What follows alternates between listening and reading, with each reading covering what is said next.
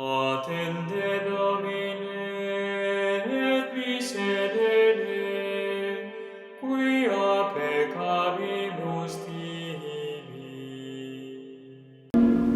El Señor esté con ustedes. Les anuncio el Santo Evangelio según San Lucas.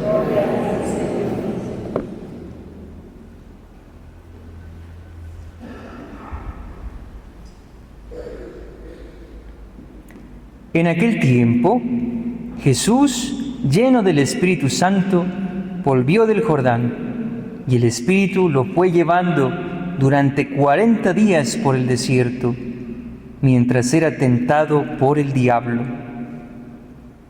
En todos aquellos días estuvo sin comer, y al final sintió hambre.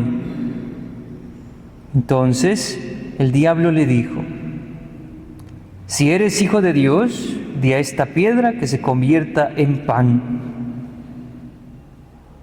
Jesús le contestó: está escrito, no solo de pan vive el hombre. Después, llevándole a lo alto, el diablo le mostró en un instante todos los reinos del mundo y le dijo: te daré el poder y la gloria de todo eso, porque a mí ha sido dado, y yo lo doy a quien quiero. Si tú te arrodillas delante de mí, todo será tuyo. Respondiendo Jesús le dijo: está escrito, al Señor tu Dios adorarás, y a Él solo darás culto. Entonces lo llevó a Jerusalén y lo puso en el alero del templo, y le dijo: si eres hijo de Dios, tírate de aquí abajo, porque está escrito, ha dado órdenes a sus ángeles acerca de ti, para que te cuiden, y también te sostendrán en sus manos, para que tu pie no tropiece contra ninguna piedra. Respondiendo Jesús le dijo: está escrito, no tentarás al Señor tu Dios. Acabada toda tentación, el demonio se marchó hasta otra ocasión. Palabra del Señor. Por las palabras del Santo Evangelio se han perdonado nuestros pecados. Tenga la bondad de sentarse. En este primer domingo de Cuaresma, texto bíblico que se nos presenta, son las 3 tentaciones. Pero no solo son 3, ¿no? Porque la Escritura dice que durante 40 días Jesús fue tentado. Pero hay algo que yo quiero que ustedes y yo contemplemos. Inspirado por el Espíritu Santo, fue al desierto a ser tentado. Cuando Jesús estaba más lleno de Dios y preparándose para el inicio de su ministerio, el Espíritu Santo lo guía hacia el desierto donde va a ser tentado. ¿Por qué? San Agustín hace una reflexión muy bella y dice que la tentación es necesaria para crecer en la fe. Y él lo dice después de reflexionar las Escrituras, ¿no? San Pablo nos dice muchas veces que el que es tentado puede crecer y se vuelve agradable a Dios ese esfuerzo, esa lucha de haber vencido como Cristo la tentación. El apóstol Santiago también en su carta nos dice que Dios nunca prueba, pero que aprovecha la tentación para que el hombre se fortalezca en su fe, en su espíritu. O sea que la tentación es algo, primero, que Dios no pone, ¿no? El que tenta es el diablo. Pero segundo, Dios lo aprovecha para que tú crezcas. La fe se prueba ante la tentación para ser más fuertes. ¿Y en qué tenemos que ser fuertes? Pues en decirle no al pecado. Empezamos un camino de penitencia en el que el ayuno y la oración van sacando dentro de nosotros todas nuestras miserias. Todos esos sentimientos que creíamos superados y que son contrarios a Dios empiezan a salir. Envidias, ambición, arrogancia, orgullo, empiezan a salir. El ayuno los va sacando y uno los nota. Y la oración nos ayuda a ser fuertes para vencerlos. pero lo que limpia el corazón de esos sentimientos es la limosna. Qué bonito, ¿no?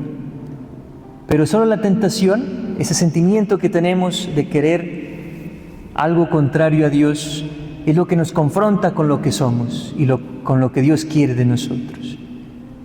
¿Qué hay que hacer frente a la tentación? ¿Qué hizo Jesús esos 40 días?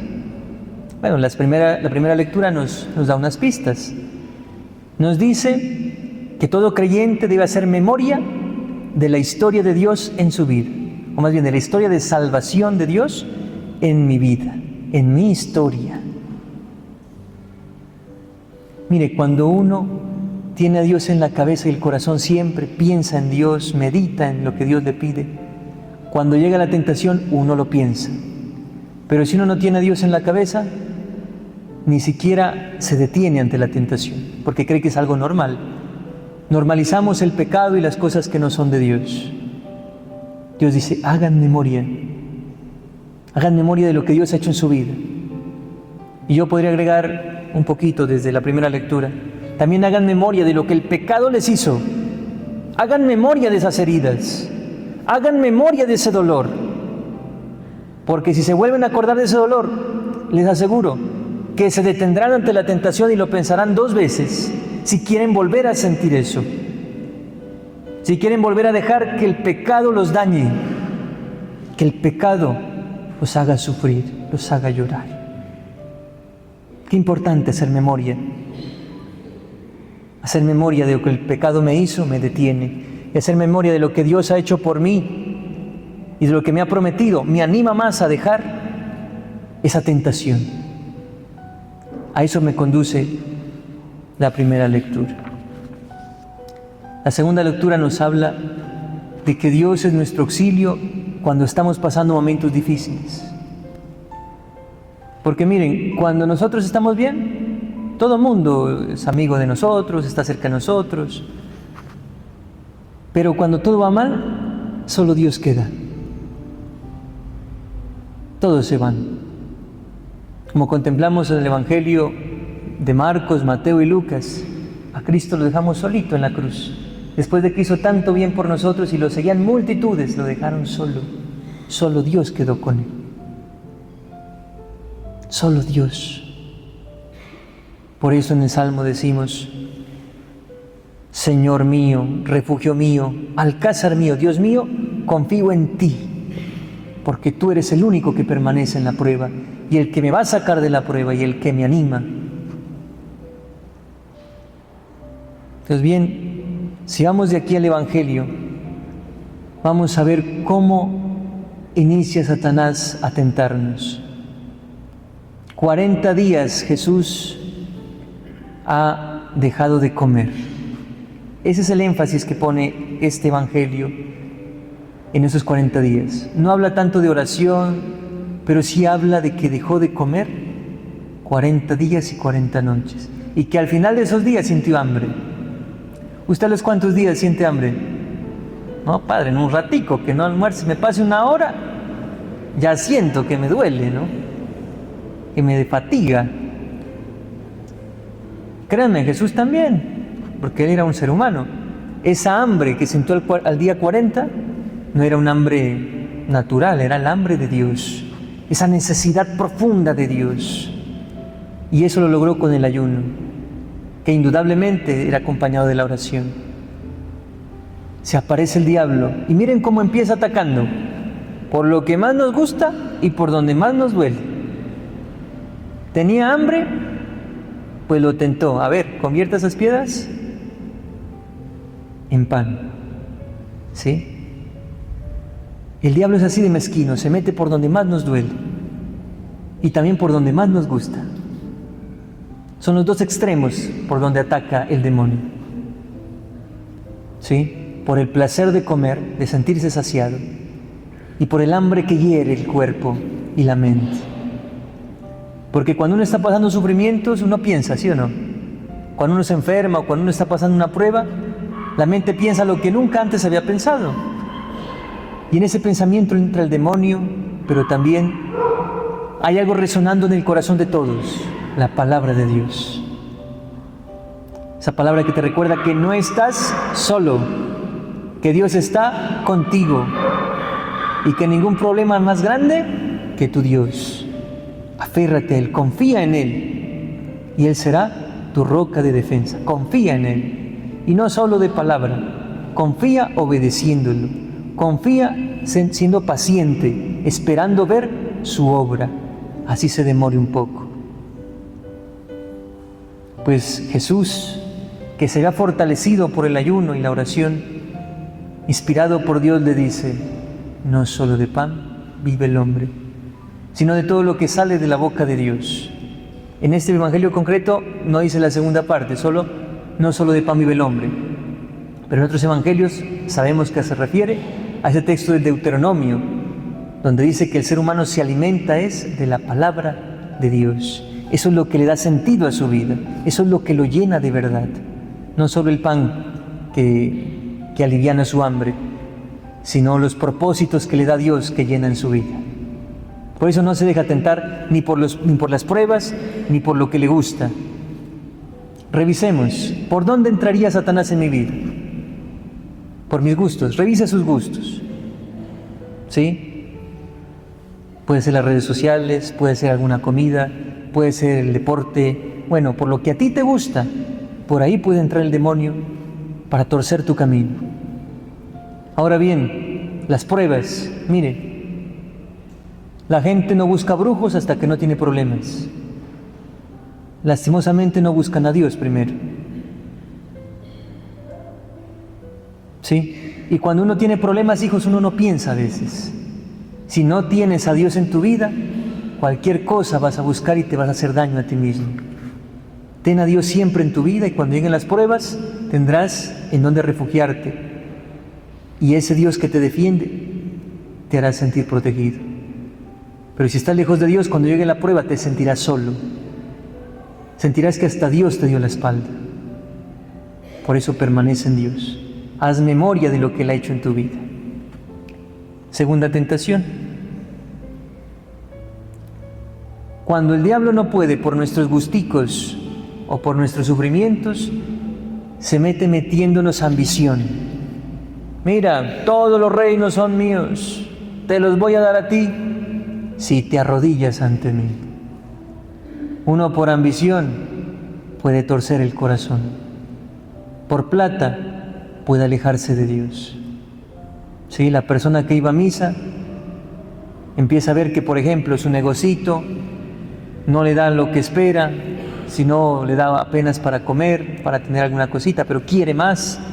Dicen: vea, eso es buenísimo, poner una ruda, llamar al brujo para que le haga un riego, para que cuelgue una herradura.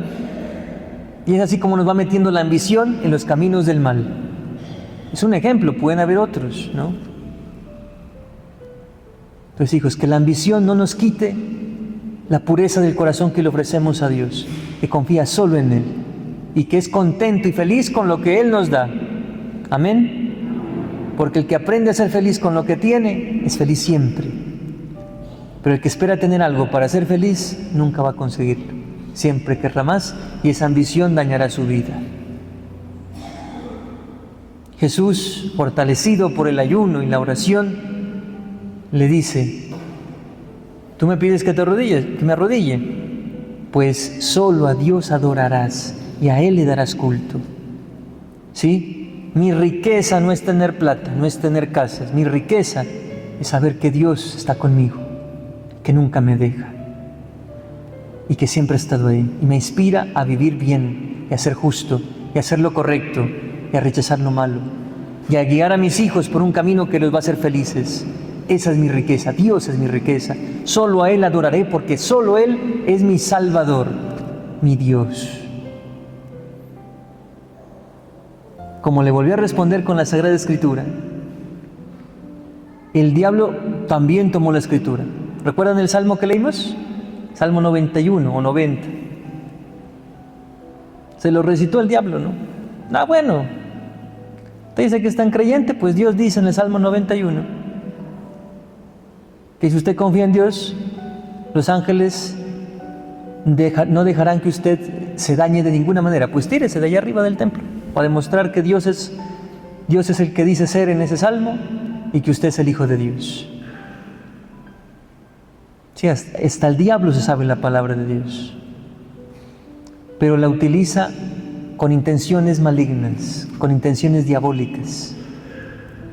El diablo puede disfrazar su maldad hasta de bien, como muchos políticos, ¿no?, que disfrazan regalar mercados a pobres de obras buenas, cuando en realidad son un acto maligno de aprovecharse del pobre, de su pobreza, de su hambre, para escalar políticamente.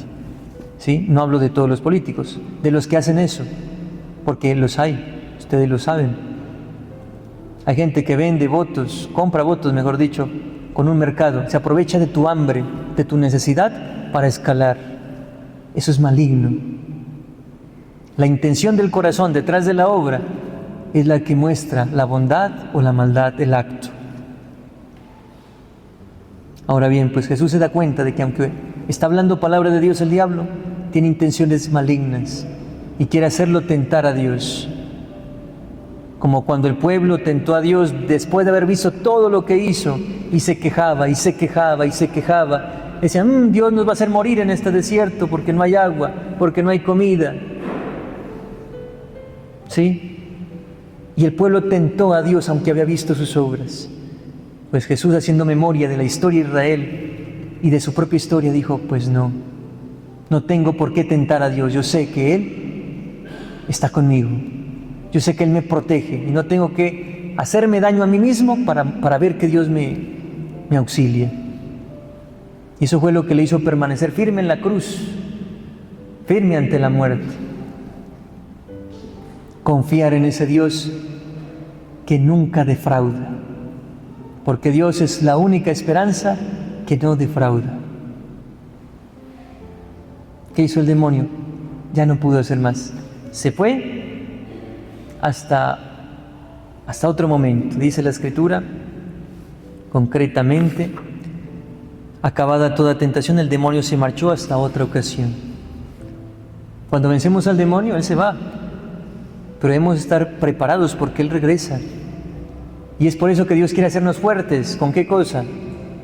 Limosna, oración y ayuno. Son las tres prácticas que este miércoles de ceniza se nos invitaban y que debemos practicar con mucha fe en esta Cuaresma. ¿Cuándo se ora? Todos los días. Pero la oración de Cuaresma tiene que ser especial, tiene que ser esa oración que le diga, Señor, quiero ser mejor, quiero hacer tu voluntad, dame la fuerza para hacerlo. Podemos tomar esa linda jaculatoria de San Agustín, Señor, dame lo que me pides y pídeme lo que quieras. Qué lindo, que esa sea nuestra oración en esta Cuaresma. Limosna, ya saben, dar con generosidad, y no por ser buenos, por sentirnos buenos, sino por amor al que necesita. Y el ayuno nos ayuda a entender esa necesidad. Fortalece nuestro espíritu, pero también nos hace compadecernos en nuestra propia carne, sintiendo el hambre, nos hace sentir el hambre del que siempre tiene esa necesidad. Tú no comes carne los viernes, como católico en esta Cuaresma. Es con el sentido de fortalecer el alma y compartirlo con el pobre. Que Dios nos ayude y siga inspirando en estas buenas obras. Gloria al Padre, y al Hijo, y al Espíritu Santo.